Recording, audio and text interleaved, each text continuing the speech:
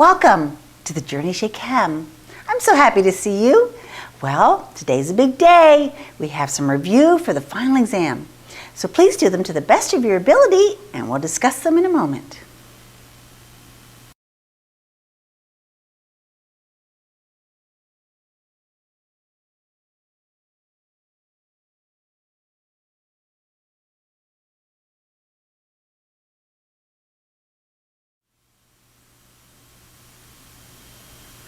In number one, we're determining two different things.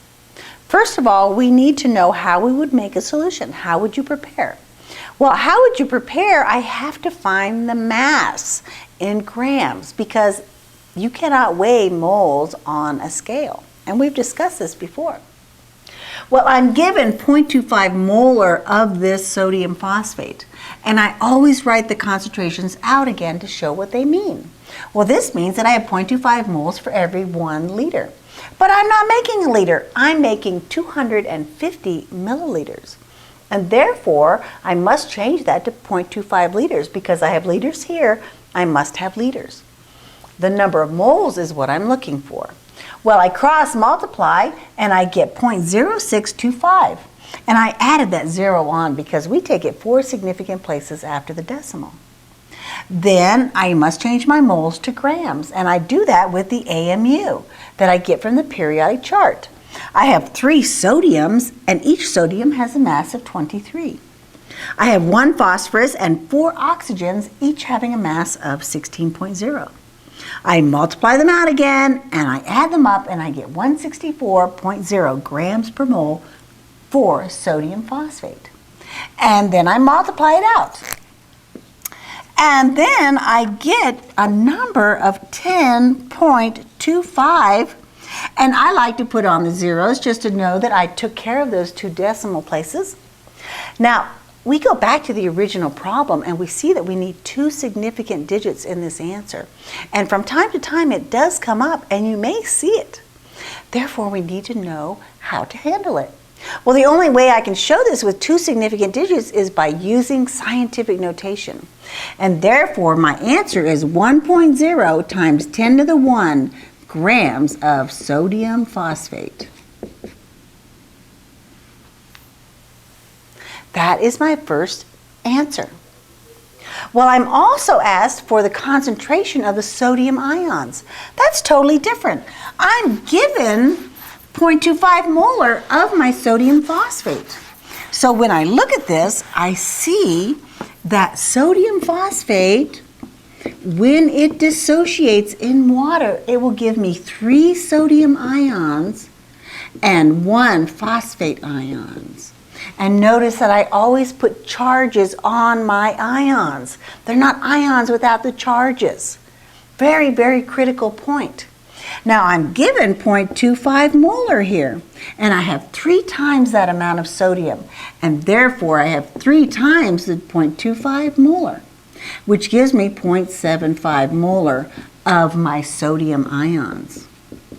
And 0.25 molar of the phosphate ions. Even though I wasn't asked for that, I could have been asked for that. And that's how you do number 1.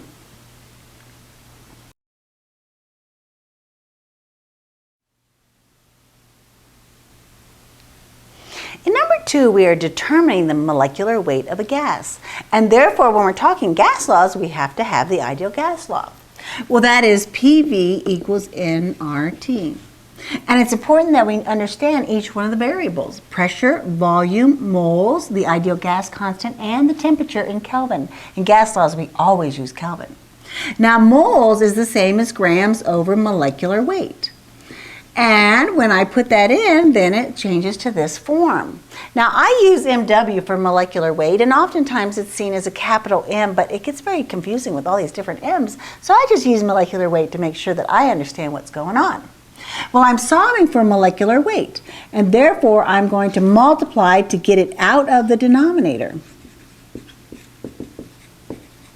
And then I have to isolate it, so I'm going to divide by PV.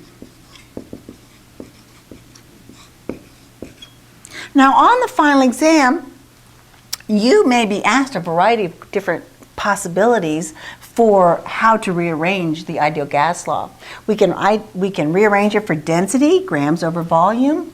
We can solve for grams. We can solve for molecular weight. And we need to be able to rearrange the equation for that. In this case, I'm solving for molecular weight. And then I just put in the numbers. Well, I'm given 0.28 grams, and the ideal gas constant that I will use is for kPa because my pressure that I'm given is in kPa. And that would be 8.31 kPa liters per mole Kelvin. And then the temperature that I have is 101 degrees Celsius plus 273 is equal to 374 Kelvin. Then I'm dividing by the pressure, and I'm given 100 kPa. And the volume, I'm given 275.5 milliliters. And you'll notice that in the constant, our value for volume is in liters, and therefore I must have liters because I always have to be consistent with my units. And 1 liter is 1,000 milliliters. And therefore, this number is 2.2755 liters. And when I do the math here, I'm going to get 31.5870. Now recall, whenever we take AMUs from the periodic chart or solve for molecular weight, we always take it to the tens place, just like percentages as well. And therefore, this 8 rounds the 5 up, and my final answer is 31.6 grams per mole of this gas. And that's how you do number 2. Now, I'm going to tell you a few specific things about what to expect on the multiple choice portion of the exam.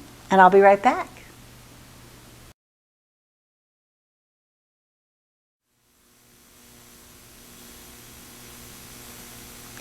You have been given the review sheet that has all of the topics on it, as well as a description of the format of the exam.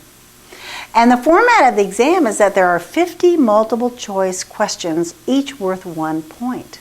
And I'm going to discuss the specifics and narrow that down a little bit more for you. Also, you will have one side of a page that looks just like the review sheets, and it will be worth 50 points. And you have been given point values on those different types of problems to give you an idea of what that type of problem is worth, how many points. And you can see the ideal gas law problems are worth 10 points because they require a lot more information and a little bit more calculation. Conversions are always worth 2 points on those. So that gives you a pretty good idea as to what to expect on the format of the problems. However, you don't have much of a guidelines for the multiple choice, and so that's what I'm going to discuss right now. You need to understand redox terminology: oxidation, reduction, reducing agent, oxidizing agent, and how to find oxidation numbers. And then you will have electronegativity, ionization energy, and electron affinity. Those 3 terms reoccurred when we were talking about shapes of molecules.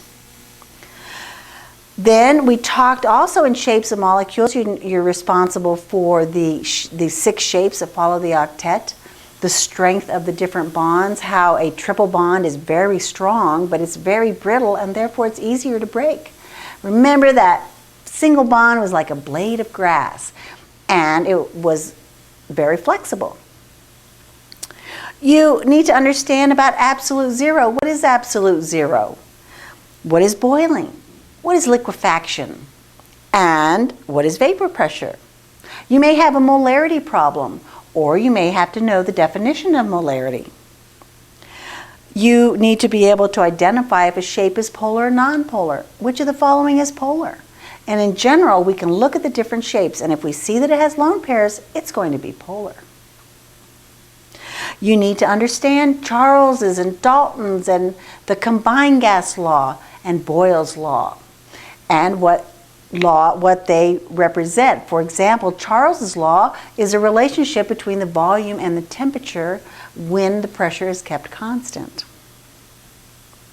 The ideal gas law, you need to be familiar with the units of the constant, which one is the constant, how to rearrange it for different equations to solve for molecular weight or density. And then what is standard molar volume? 1 mole of any gas always occupies what volume?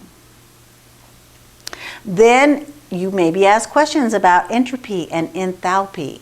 Remember, enthalpy is heat. An exothermic reaction, how does it compare to an endothermic reaction? What is the difference between those two? Like dissolves like. A nonpolar solvent will dissolve a nonpolar solute. Henry's law and the various conditions that where there is more gas being able to dissolve in a liquid. Under what conditions would that be? Then colligative properties. There's problems potentially, and remember the number of particles. Or if you have a non-ionizing or a non-volatile substance, then it's not going to break into particles. What is an ideal solution? What is a Lewis acid? What's a Lewis base? What's an acid anhydride? What's a base anhydride? Some of the things from the penguin sheet will be revisited on numerous occasions. So that would be a big, big star on my paper. And then throughout will be nomenclature. And I may ask something like, the formula for sodium phosphate is, and I'll give you different choices. Because remember, it's multiple choice. Then, as I said, colligative properties, the change in the temperature of the boiling point and the change in the temperature of the freezing point. What happens to freezing point as you add more particles? Which one of the solutions would have the highest freezing point or the lowest boiling point? Want to revisit those topics. And finally, you always have to know your decompositions. We've talked about them first semester, second semester, and they will be revisited. Well, those are a few ideas of things to kind of focus that, because there's an awful lot that we have covered in the second semester. I know you've learned an awful lot, and I want you to be as prepared as possible for that final exam. Well, I guess tomorrow's a big day, and I can't wait to see you then. Bye!